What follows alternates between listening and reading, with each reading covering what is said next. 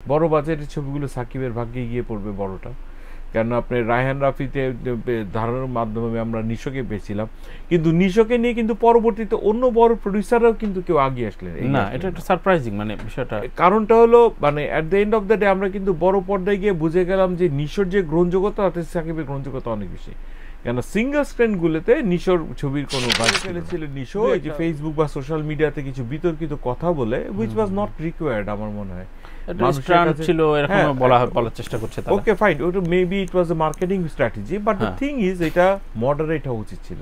এই হার্শ ব্যাপারটা it really affected him a great deal. আপনি এটা বিশ্বাস করতে পারবেন না কতটুকু নিয়ে আমাদের মানে ম্যাক্সিমাম ক্ষেত্রে এরকম ছোটখাটো কারণে কিন্তু জিনিসগুলো হয় না। নতুন ছেলে যারা আসতেছে, নতুন ছেলে যে আসলেই আপনি একটা হিরো স্টার হওয়ার আগেই রেমুনারেশন চাচ্ছে 20 লাখ টাকা 30 লাখ, কেন সাকিব তো নাই, সাকিব নেয়, সাকিব যেই পরিশ্রম দিয়ে এসে আজকে প্রুফ করে নিজেকে নিচ্ছে, তুমি করো ভাই 30 কেন, তোমাকে 1 কোটি টাকা দিও, তুমি নিজেকে আগে প্রুফ করো, ইউনিট টু প্রুফ। দেখা যাক, যেমন আমরা এখন দুইটো হিরোর উপরে অনেক আশা ভরসা নিয়ে ইনভেস্টমেন্ট করেই যাচ্ছি। রিসেন্ট আমি যার সাথে কাজ করছি আদর আজাদের উপরে অনেক ইনভেস্টমেন্ট হচ্ছে, আরিফিন শুভর উপরে অনেক ইনভেস্টমেন্ট হচ্ছে, এবং এই দুইটা ছেলের উপরে যতটুকু ইনভেস্টমেন্ট হচ্ছে যে বিগার স্কেলে, এটা রীতিমতো প্রশংসার যোগ্য। এবং যে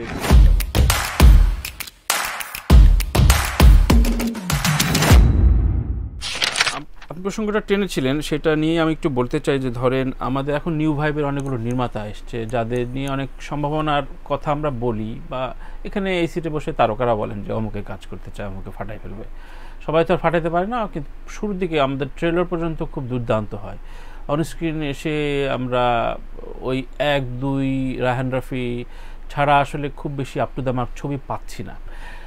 এটা যেমন এক কথা, আবার সবাই এক বিন্দুতে মিলিত হলো। ধরেন রাফির কাছ থেকে যে প্রত্যাশাটা আমরা ছিলাম যে ঠিক আছে সুরঙ্গে আফরান নিশোর একটা নতুন ভাইব দিয়েছে, এরপর হয়তো সিয়ামকে এনেছে, হয়তো নতুন আরও তারকাগ্নির ড্রাইভ দেবে, কিন্তু বড় একটা মার্জিনে সাকিবকে নিয়ে ড্রাইভটা দিল। আশাদ আদনান আমার একটা শোতে এসে আমিও তাকে প্রশ্ন করেছিলাম যে আপনি তো আপনার যে দাপট প্রভাব সব কিছু মিলে তো একটা নতুন ছেলে মেয়ে আপনি এন্ডোর্স করতেই পারেন। তো সেই জায়গা থেকে আমি বলছি না যে আমি সাকিব বিরোধী, কিন্তু সাকিবের তো একটা মার্কেট হয়ে আছে, হয়তো 3টা ছবি এসে দিবে সারা বছরে, কিন্তু 12 মাসে তো 3টা ছবি অ্যাপ্রোপ্রিয়েট না।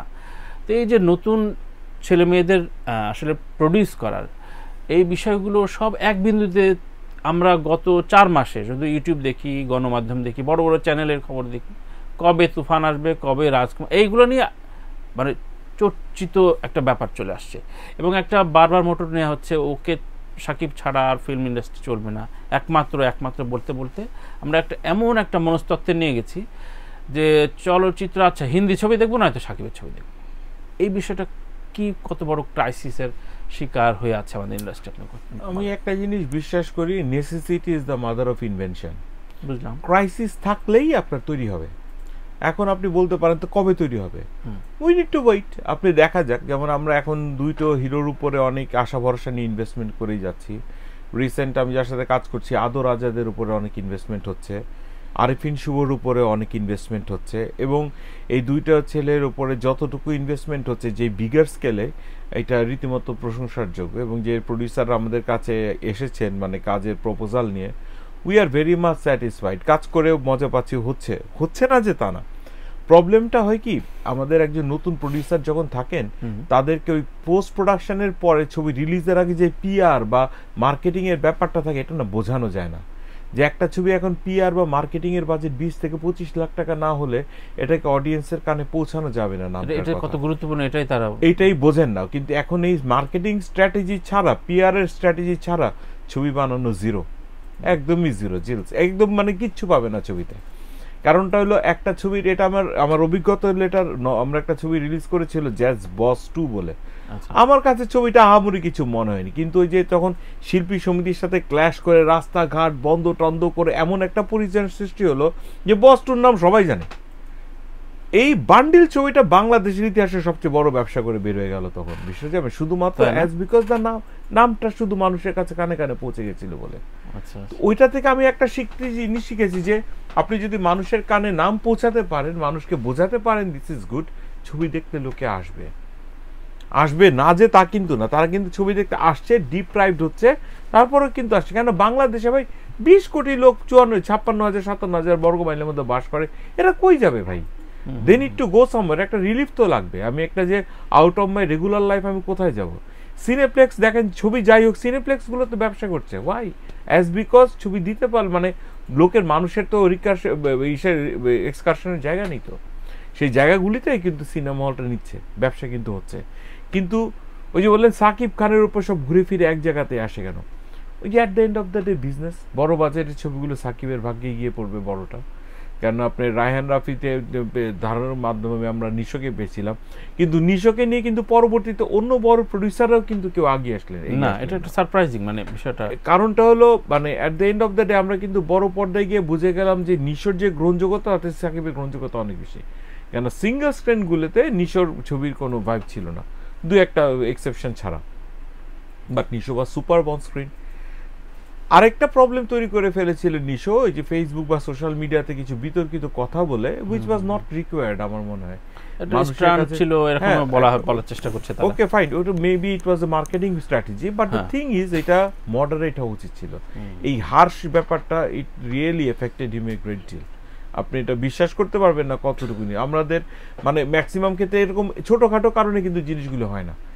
নতুন ছেলে যারা আসতেছে, নতুন ছেলে যে আসলেই আপনি একটা হিরো স্টার হওয়ার আগেই রেমুনারেশন চাচ্ছে 20 লাখ টাকা 30 লাখ। কেন?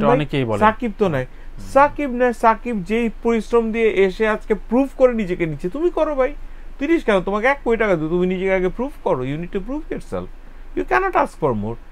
আজকে যেই হিরোইনটার 2টা ছবি রিলিজ হয়, আমাকে বলছে বাবু ভাই আমি তো 12 নিচে করছি না। 12 নিচে কি করছেন না?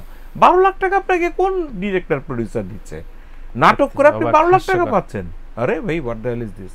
তো দ্য থিং ইজ আমাদের যারা আর্টিস্ট যারা হচ্ছেন না তা না, কিন্তু তারা ফিল্মের লোকদেরকে আন্ডারমাইন করছেন যে ফিল্ম মানে সবচেয়ে পড়ে যাচ্ছে, না আমার স্ট্যান্ডার্ড পড়ে, না মানুষ বদনাম হবে। You don't need to come here. আপনি তো ছোট পর্দায় থেকেই বদনাম হচ্ছেন নিজেরা। যা যা ঘটনা পরিক্রমা দেখছি ফেসবুকে গত 2 বছরে যেরকম মানুষ কালার হয়েছে ফিল্মের লোক, ছোট পর্দার লোকজন তো আরো বেশি। কাকে আমি কি বলবো? উল্টা দেখা যাচ্ছে যে ছোট পর্দার লোকগুলোর ব্যাপারগুলো আরো পাবলিকালি খুব বেশি এফেক্ট করছে, যেটা ফিল্মের লোকের ব্যাপারে জানেই না মানুষ। একই সাথে যে ক্রাইসিসটা তৈরি হয়েছে যে সাকিবের সাথে আসার বাংলাদেশি কোনো নায়িকা নাই, প্রডিউসার সবাই বলছেন যে না আসলে আমরা ঠিক গল্পের সাথে মিল করে মানে জুৎসই কোনো নায়িকা, সত্যিই নায়িকার একটা সংকট তৈরি হয়েছে। মানে নায়িকার সংকটের জায়গাটা বলি আমি, বিয়ে শাদী তো সবাই করে নাই। না না, বিয়ে শাদীর ব্যাপার না ভাই। একটা আর্টিস্টের, শিল্পী, হিরো বা হিরোইন যাই হোক, তার স্ক্রিনের স্প্যান একটা লাইফ টাইম থাকে। হিরো হিরোইন, গ্ল্যামার হিরোইনের কিন্তু একটা জেনুইন লাইফ টাইম থাকে 5 থেকে 6 বছরের মধ্যে। আমাদের দেশে একজন হিরোইনের নাম বলতে পারবেন না যাদের এই লাইফ স্প্যানটা ওভার হয়ে যায়নি। সেটা বুবলি ছাড়া, একমাত্র বুবলি হয়নি, বুবলি কাজ করে যাচ্ছে। বাকিদের কিন্তু দেখেন লাইফ স্প্যান যাদের ওভার হয়ে গেছে ওরা কিন্তু হাতে কাজ নেই। আচ্ছা, ওনারা বিভিন্ন কোম্পানির স্পন্সরশিপ আর হলো অ্যাড ইন্ডাস্ট্রির উপর ডিপেন্ড করে আপনারা কাজ করছেন, বলছি আমরা স্টার। কিন্তু ঘটনাটা হলো ফিল্মের কাজগুলো নেই কেন? কারণটা হলো বড় পর্দা লাইফ স্প্যান একটা বিশাল ফ্যাক্টর। আমরা যখন সাকিব যখন আমাদের একটা নির্ভরতার একটা জায়গা তৈরি করেছেন, সাকিবকে নিয়ে ছবিগুলো চলছে, আমরা ন্যাচারালি চেষ্টা করি এখানে নতুন কাউকে নিয়ে আসতে। কিন্তু নতুন মেয়েকে নিয়ে এসে আমি 12 লাখ টাকা দিব কেন? তার চেয়ে ভালো আমি কলকাতার থেকে হিরোইন নিয়ে আনছি 4 লাখ রুপি দিয়ে। আচ্ছা, ফ্যাক্ট হচ্ছে এটা। আরেকটা কথা হলো, একটা মেয়েকে বাংলাদেশ থেকে আসলে ওই মেয়ে নাটক করবে বিভিন্ন জায়গায়, অথচ সিনেমা করবে না। কারণটা হলো নট দ্যাট যে নাটকের ব্যাপারটা, নাটকটা যখন তখন ছেড়ে গেলেও অ্যাফোর্ড করতে পারবে, সিনেমা চাললে তো ওর অ্যাফোর্ড করতে পারবে না, তো টাকা দিয়ে ক্ষতিপূরণ দিবে কোত্থেকে? ফলে ওই ভয়টাও কাজ করে, ওরা তখন আসতে চায় না এখানে। তো সেই জায়গা থেকে যদি বলি যে ধরেন আমাদের ইন্ডাস্ট্রিতে ডিরেক্টরস যে মিডিয়া যে অনেকগুলো নতুন নির্মাতা তৈরি হয়েছে এবং কেউই আসলে এফডিসি ঘরানার না, এবং সবারই একটা বড় ধরনের আক্ষেপ, সবাই গল্প বলে যে তারা বিভিন্নভাবে নিগ্রহের শিকার হয়েছে এফডিসির অনেক মানুষের কাছ থেকে। এইটাকে কিভাবে দেখেন? এফডিসি কেন এই লিগেসিটা প্রডিউস করতে পারলো না নতুন নির্মাতা? ওই যে আমি বলছি না যে আমার জেনারেশনে যাদের সাথে আমি কাজ করেছি তারা ওই বয়সটাতেই তারা নাই যেখানে তারা নতুন কিছুকে একসেপ্ট করে নেবেন। আমরা যখন রেড ক্যামেরা এনে জ্যাজে শুটিং শুরু করেছি, এফডিসিতে মিছিল করেছে জানেন, যে প্লাস্টিকের ক্যামেরা দিয়ে শুটিং চলবে না, বন্ধ করো এই শুটিং, 35-এ শুট হতে হবে, নেগেটিভে শুট হতে হবে। তাদেরকে কাগজে কলমে দেখাতে হয়েছে আমাকে যে ভাই আগফা কোম্পানি নেগেটিভ প্রোডাকশন বন্ধ করে দিছে, ফুজি বন্ধ হওয়ার পথে, উই নিড এ সাবস্টিটিউট। কে শোনে কার কথা? হ্যাঁ হলিউডে কি 35 ছাড়া? ভাই হলিউড থেকেই তো ক্যামেরাটা বের হয়েছে 35 ছাড়া, ডিজিটাল ক্যামেরা। কাকে বোঝাবো আমি? ইন্টারনেটে কেউ গিয়ে ব্রাউজ করে দেখতেই রাজি না, সব হলো চিল্লাচিল্লি, না প্লাস্টিকের ক্যামেরা। আরে ভাই প্লাস্টিকের এই যে এটা কি? এটা হলো নতুন জিনিসের প্রতি ভয়টা কাজ করতো তখন, এখনো কাজ করে।